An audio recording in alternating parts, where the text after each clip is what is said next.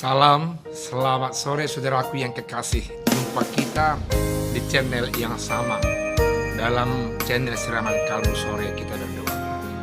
Allah yang senantiasa menjagai kami, yang membuat kami jadi umatnya, yang menaruh di hati dan pikiran kami Taurat dan cinta kasih-Nya. Sertai kami dan kasihi kami Tuhan, dalam putra-Mu Tuhan kami Yesus Kristus yang hidup itu. Amin. Saya akan share firman Tuhan dari bekal untuk epistel di minggu tanggal 21 nanti, yang menjadi firman Tuhan di kebaktian keluarga dari Yeremia pasal yang ke-31 ayat yang ke-31 juga sampai ayat yang ke-34. Dikatakan firman Tuhan demikian: sesungguhnya akan datang waktu, demikianlah firman Tuhan, aku akan mengadakan perjanjian baru dengan kaum Israel dan kaum Yehuda, bukan seperti perjanjian yang telah kuadakan dengan nenek moyang mereka pada waktu aku memegang tangan mereka untuk membawa mereka keluar dari Mesir.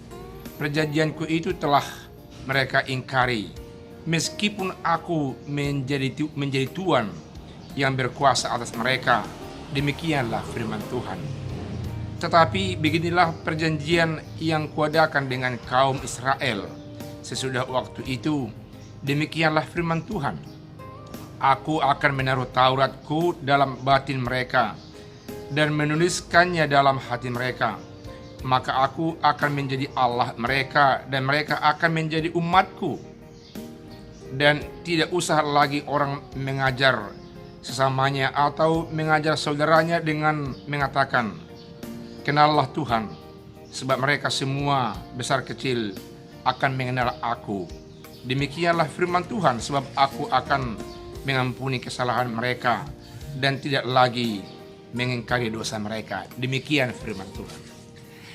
Yeremia kelihatannya mau menyampaikan sebuah proses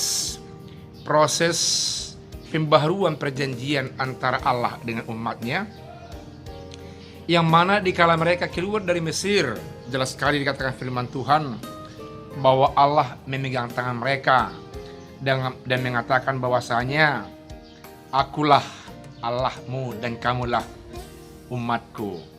Dan dikatakan firman Tuhan, itu telah mereka langgar, meskipun aku tetap mereka buat sebagai Tuhan.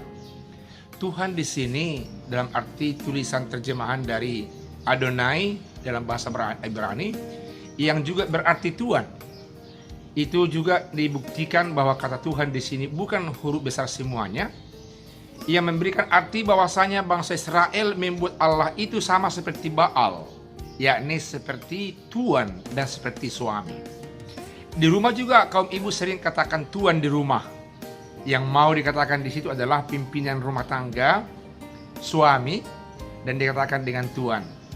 Terjemahan dari kata Adonai yang memberi arti di sini Tuhan adalah bahwasanya Allah itu dibuat bangsa Israel hanya sebagai Tuhan, yang berarti sebagai tuan dan sebagai suami dalam arti pemimpin hidup mereka. Bukan sebagai Tuhan lagi yang seperti pemahaman semula, yang berkuasa total dan pencipta langit dan bumi dalam kehidupan mereka. Ini diperbaharui kembali oleh Yeremia.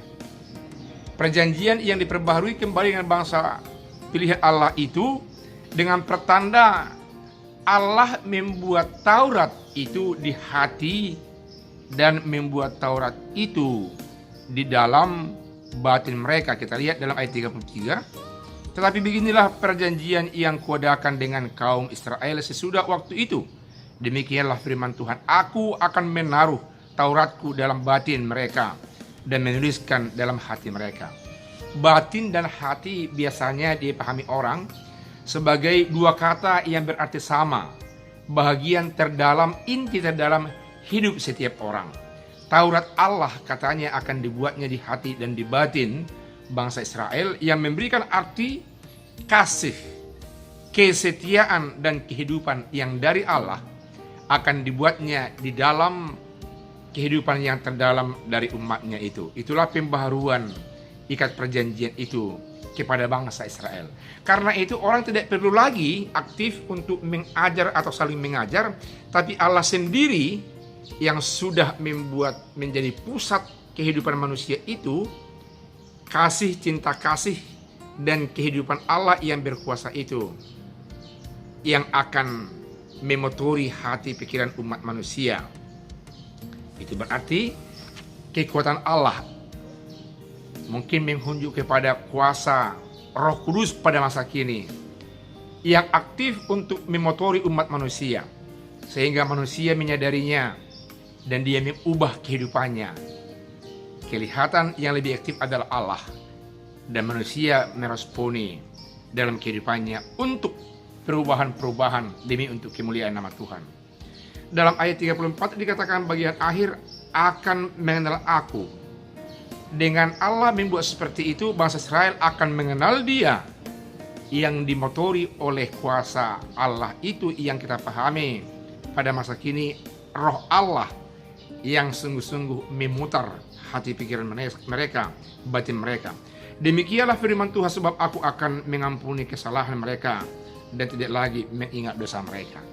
Jadi pelanggaran perjanjian itu adalah merupakan gambaran kesalahan dan dosa di hadapan Allah, tapi Allah mengampuni itu dan Dia justru memegang hati, pikiran, batin kehidupan manusia yang terdalam. Biarlah batin kehidupan saudara yang terdalam, hati saudara terbuka tetap diisi oleh Allah lewat firman-Nya, agar sungguh-sungguh kuasa Allah terasa dalam kehidupan kita, memotori kita. Amin, kita berdoa. Terima kasih Tuhan atas kuasa-Mu yang senantiasa melekat dalam kehidupan kami.